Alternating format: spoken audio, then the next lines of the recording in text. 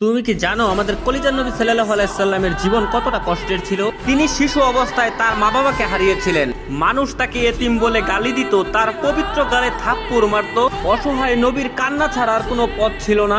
নবুয়ত পাওয়ার পর তার আপনজনরাই হয়ে ওঠে তার চিরশত্রু। তাকে পদে পদে হত্যার চেষ্টা করা হয়।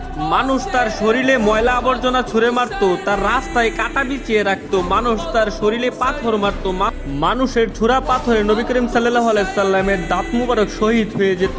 নিকৃষ্ট পাষাণরা নবীর পবিত্র মুখে থুথু পর্যন্ত ছিটিয়ে দিয়েছিল।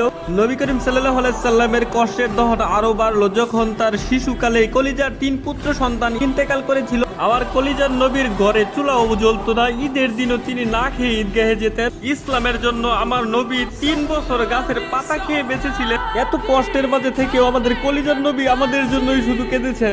আমার এই অসহায় নবীকে যদি ভালোবাসো তাহলে কমেন্টে লেখো আই লাভ মুহাম্মদ এবং